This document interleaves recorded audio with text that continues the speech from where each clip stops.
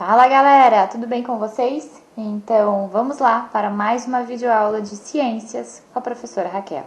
Na aula de hoje nós falaremos sobre os fenômenos naturais. Eu dividi esse conteúdo em duas videoaulas, tá bom? Então hoje falaremos sobre uma parte, na próxima aula a gente vai finalizar esse assunto. Para quem quiser acompanhar, nós estamos na página 59.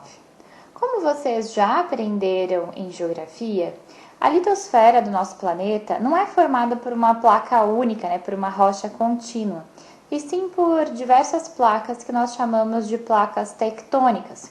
Então nós temos a placa pacífica, a placa de Cocos, a placa do Caribe, a placa norte-americana, a placa de Nazca, a placa sul-americana, a placa africana, a placa irã-arábica, a placa euroasiática, a placa Filipinas, a placa Antártica e a placa Indo-Australiana. Então, são ao todo 12 placas tectônicas que formam a litosfera do nosso planeta.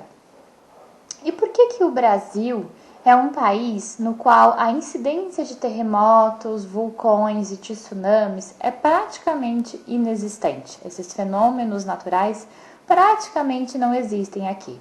Porque o Brasil ele localiza-se no centro da placa sul-americana, distante dos limites divergentes, convergentes e conservativos. Essa é só uma introdução desse assunto. Já já a gente vai falar sobre esses limites. Eu acredito que vocês já devem ter aprendido nas aulas de geografia, mas de qualquer modo, já já a gente vai revisar esse conteúdo. Então, o que vocês têm que saber agora é que o Brasil ele fica no centro de uma placa. Ele não fica aí nesses encontros de placas, tá bom?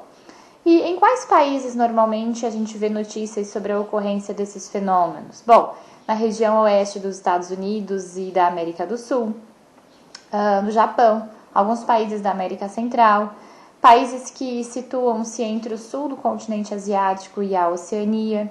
Essas regiões estão mais sujeitas a esses fenômenos, porque elas estão mais próximos dos limites divergentes, convergentes ou conservativos que a gente vai ver. Então, essas regiões estão próximos dos encontros entre as placas, né? No caso do Brasil, a gente está no meio de uma placa, tá? Agora a gente vai falar sobre esse movimento das placas tectônicas. Como a gente já sabe, as placas tectônicas, elas não são estáticas, paradas, fixas, ou seja, elas possuem um movimento sobre o manto, sobre a camada do planeta Terra.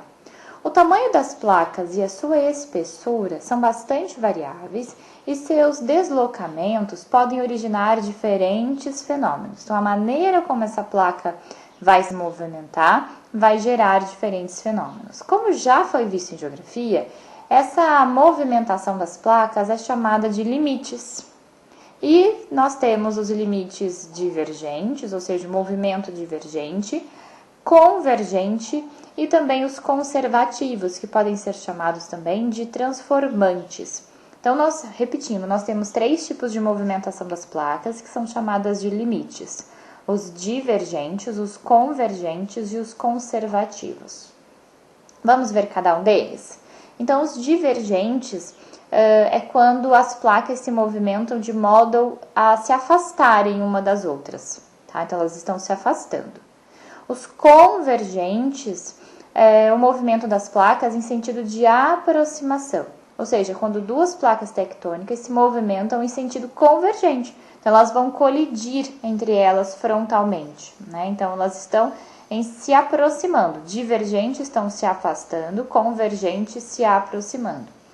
E o último tipo de movimento, os limites conservativos, ou também chamados de transformantes, esse tipo de limite de placas tectônicas ocorre quando as placas se deslocam em sentido contrário uma da outra, só que desta vez horizontalmente, tá? Então elas estão assim paralelas e fazendo esse movimento contrário, tá? A gente vai visualizar as imagens, vai facilitar para vocês. Então, nós temos as placas na primeira imagem se movimentando de modo a se afastarem entre elas. Então, são os limites divergentes, né? Cada uma indo para um lado.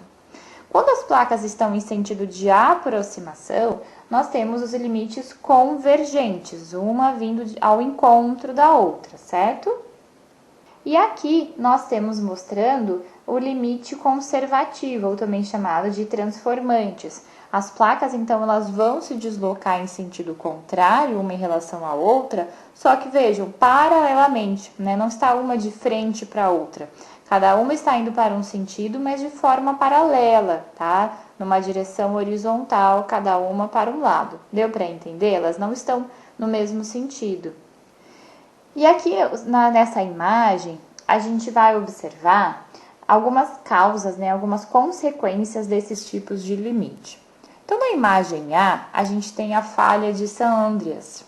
A placa do Pacífico e a placa norte-americana, elas deslizam ao longo uma da outra, que é o limite conservativo. Ocorrem, então, violentos sismos, né, são os terremotos, e não há vulcões. Tá? Então, no item A, na imagem A, nós temos terremotos bastante importantes.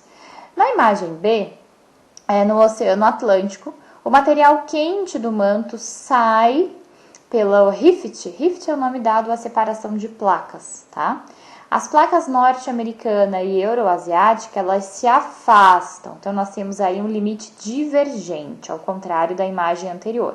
Então, nós temos as placas se afastando e aí a gente tem atividade vulcânica e sísmica também, tá bom? Na imagem C, nós temos a placa de Nazca. Ela move-se em direção à placa sul-americana. Então, nós temos um limite convergente de novo. Então, uma se dirigindo à outra. A crosta oceânica mais pesada acaba mergulhando. Ocorrem violentos terremotos, erupções vulcânicas e formação de montanhas. Na imagem D, nós temos a representação da placa indo-australiana colidindo com a placa euroasiática. De novo, limite convergente. Então, elas estão colidindo, se aproximando. Os terrenos entre elas são erguidos, formando as altas montanhas. Ocorrem violentos terremotos. Bom, pessoal, com a aula de hoje, vocês farão os exercícios da página 59, tá?